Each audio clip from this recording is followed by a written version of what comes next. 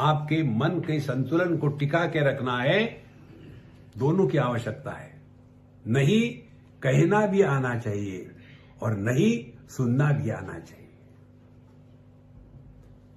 नहीं तो मन का संतुलन नष्ट हो जाता है। देखो, इसीलिए कामाद्या चित्त का दृश्य तत्साक्षित्वेन चेतनम। मन में तो दुनिया भर के विचार आएंगे, दूर रखो। फिर ध्याये दृश्यानुविद्धोयम समाधि। ये जो समाधि शब्द है संस्कृत भाषा में ये पुल्लिंगी शब्द है। हिंदी में हम कहते समाधि लग गई, लेकिन ओरिजिनली ये जो शब्द है ये पुल्लिंगी है। इसीलिए ध्याये समाधि विद्धोयम, तो विद्धा समाधि ये पुल्लिंगी शब्द है। तो ध्याये दृश्यानुविद्ध, तो हमने अपने मन के विकारों को दृश्य के जैसा देखा और उसके द्वारा प्रभावित नहीं होना, यह समाधि का अभ्यास है अपने हृदय में। और ये 24 घंटे में 24 घंटे करना है। हमको कोई मदद नहीं कर सकता इसमें। मन में तो दुनिया भर के विचार आते ही रहेंगे और उसके साथ चल बहे गए। अच्छा महाराज, अब जो शब्दानुविद्ध समाधि क्या है, ये अंदर हो रही है, हृदय के अंदर में, बाहर नहीं हो रही है। अब 25वें श्लोक में कहते हैं असंग सच्चिदानंद स्वप्रभोद्वैत वर्जितः अस्मीति शब्द विद्धोयम समाधि सविकल्पकः। अब ये शब्दानुविद्ध सविकल्प समाधि को समझेंगे। ये भी हृदय में हो रही है। पहले दृश्यानुविद्ध सविकल्प समाधि भी हृदय में हुई थी, काम क्रोध के द्वारा प्रभावित नहीं होने का अभ्यास। अब शब्द के द्वारा यही समाधि का अभ्यास। कैसे कहते हैं? असंगः सच्चिदानंदः सप्रभः द्वैत वर्जितः अहम अस्मि इति। मैं कौन हूं? अहम अस्मि, कौन हूं?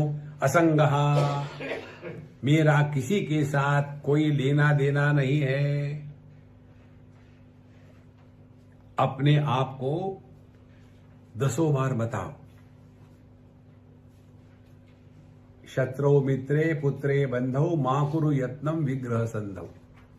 दुनिया में दोस्त दुश्मन मत बनाओ। और सूक्ष्म बात बताऊं, असंग माने आसक्ति का अभाव, संग माने आसक्ति। आसक्ति होती ही नहीं।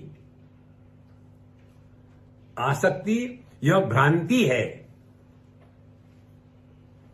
कोई भी किसी से आसक्त तो हो ही नहीं सकता। देखो, ये कहने की बातें होती है, तुम्हारे सिवा मैं जिंदा नहीं रह सकता, रह सकती। कहीं भी जाके देखो, कोई बूढ़ाओं में से एक कट गया तो जो बचा रहता है उसके डायलॉग सुनो, उसके सिवा तो मैं जिंदा नहीं रह सकता, नहीं रह सकती। तो बाकी के जो जवान सोचते कि चलो ये भी कट जाएगा तो अच्छा है। उसके बाद फिर 8 दिन हो गए, 15 दिन हो गए, महीना हो गया, 2 महीने हो गए, 4 महीने हो गए, रिमाइंड करते उस दिन आपने कहा था जाने का क्या प्रोग्राम है। देखो संतो, कोई किसी के साथ अटैच नहीं है। पहली बात, अटैचमेंट इज एन इल्यूजन। दूसरी महत्व की बात, हम अपने देह के साथ भी अटैच नहीं है। देह के साथ अटैच होते तो सो ही नहीं पाते। सोते माने क्या? देह के साथ तादाद में छोड़ दिया है। कहां अटैच है? इसका एक सिद्धांत समझ लो, जो प्रकाशक होता है वो प्रभावित नहीं होता। सिंपल सिद्धांत है।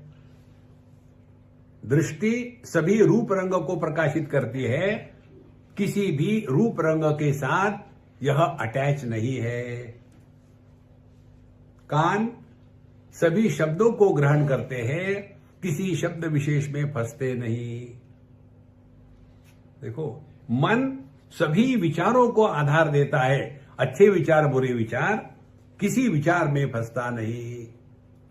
और हम जागृत, स्वप्न, सुषुप्ति, समाधि चारों को आधार देते हैं, किसी में फंसते नहीं। तो असंगता यह हमारा स्वरूप है, करना कुछ नहीं है। देखो महाराज, समझदारी की साधना ऐसी होती है, असंग, हम किसी के भी साथ आसक्त नहीं है, इसको पहचानो और कुछ नहीं करना है। ये भ्रांति है, हम इसकी सिवा नहीं जी सकते। कोई नहीं मरता।